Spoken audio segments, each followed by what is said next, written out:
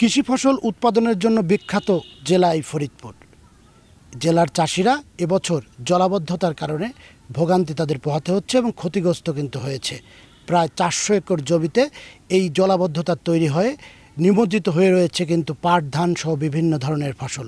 আমি এই মুহূর্তে রয়েছি ফরিদপুর সদর উপজেলার ঈশানগোপালপুর ইউনিয়নের চাঁদপুর গ্রামের যে এলাকা, সেই নিমজ্জিত এলাকাতেই এখানে কিন্তু প্রায় 3 থেকে 400 একর জমির ফসল নিমজ্জিত হয়ে রয়েছে জলাবদ্ধতার কারণে। এবং এই যে এলাকাবাসীর সাথে এবং চাষিদের সাথে আমরা কথা বলেছিলাম, তাদের যে অভিযোগ সেটা হচ্ছে যে এখানে মামুন গ্রুপ নামের একটি প্রতিষ্ঠান রয়েছে। প্রায় কয়েকশো একর জায়গা নিয়ে তিনি একাধিক প্রতিষ্ঠান করেছেন এবং ওই প্রতিষ্ঠান করার সময় যে সরকারি হালট এবং কালভার্ট ছিল সেটি কিন্তু তিনি দখল করে এবং সেটাকে কিন্তু বাদ দিয়ে সেটা ঘিরে সেখানে কিন্তু ক্যান্টিন সহ বিভিন্ন স্থাপনা তিনি ওখানে নির্মাণ করেছেন। একাধিকবার এই চাষিরা এই মামুন গ্রুপের মালিকের কাছে এই বিষয়টি জানালেও তিনি কিন্তু কোনো কর্ণপাত করেননি এবং তিনি তার প্রতিষ্ঠানগুলো কিন্তু করে গেছেন। এবং তার যে ফলে কিন্তু এই যে এলাকার চাষিরা রয়েছে তারা কিন্তু এই পানি প্রবাহ ঠিক না হওয়ার কারণে কিন্তু এই জলাবদ্ধতার সৃষ্টি হয়েছে এই অঞ্চলের যে কৃষি মাঠগুলো রয়েছে সেখানে।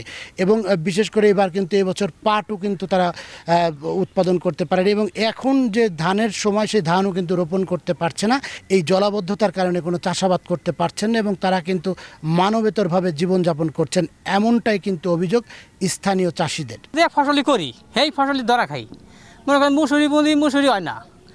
এই এক খন্দ ক্ষেত মনে করেন যে এক খন্দ ক্ষেত কৃষক আছে না, আমাকে সবই সনকালি জমি, গরিব মানুষ সবাই মনে করেন যে এই মামুনের মেলে নিয়ে গিয়ে সবাই মনে করেন এরকম ক্ষতি হওয়া যায়। যে মামুনের মেলে মনে করেন আটকালি ভরে পানি আটকা পড়ে আমাকে শহর মনে করেন যে ধানের ক্ষতি হইলো, পাটের ক্ষতি হইলো, আবার যা করবি চৈতলি বুনবি তাও তো ক্ষতি।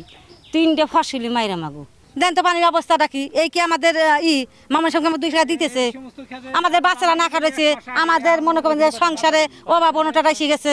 মিল দেওয়ার পরে এনদের যেটা জুলা ছিল এই জুলাটা মামুন সব আটকাই দিছে। আটকা দেওয়ার কারণে এই পানিটা বাড়িতে পারে না বাড়িনের কারণে আমাদের এই ফসল মার যায়, প্রতি বছরে এই ফসলগুলো মার যায় আর আমরা দুর্ভোগে ভুগি।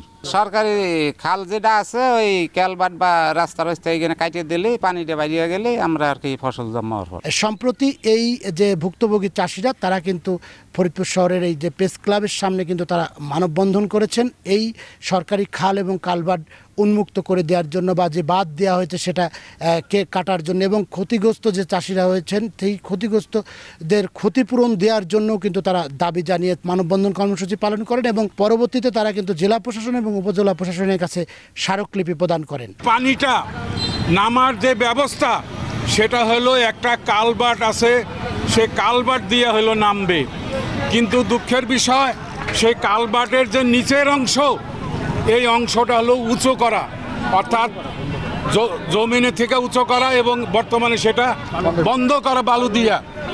এই আমরা কৃষক সমিতির পক্ষ থেকে এই ক্ষতিগ্রস্ত পরিবারের ক্ষতিপূরণ দাবি করি সরকারের কাছে।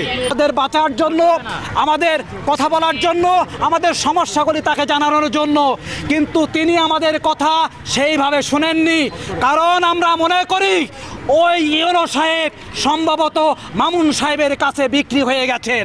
যদি বিক্রি না হতো তাহলে 2000 একর ফসল অদ্যাবধি নষ্ট হতো না, 500 কৃষক পরিবার ক্ষতিগ্রস্ত হতো না। ক্ষতিগ্রস্ত কৃষকদের ক্ষতিপূরণ প্রদান করেন এবং ভবিষ্যতে যাতে আর কখনো এই জলাবদ্ধতার সৃষ্টি না হয় তার স্থায়ী সমাধান করেন, এই লক্ষ্যে আমরা আজকে টিওনোকে স্মারকলিপি দিয়েছি। উপজেলা নির্বাহী কর্মকর্তা তিনি কিন্তু জানিয়েছেন যে এই যে চাষিদের যে সরকারি খাল এবং যে কালভার্ট যেটা আটকানো হয়েছে সেটা উন্মুক্ত করার জন্য তিনি দ্রুতই পদক্ষেপ নেবেন।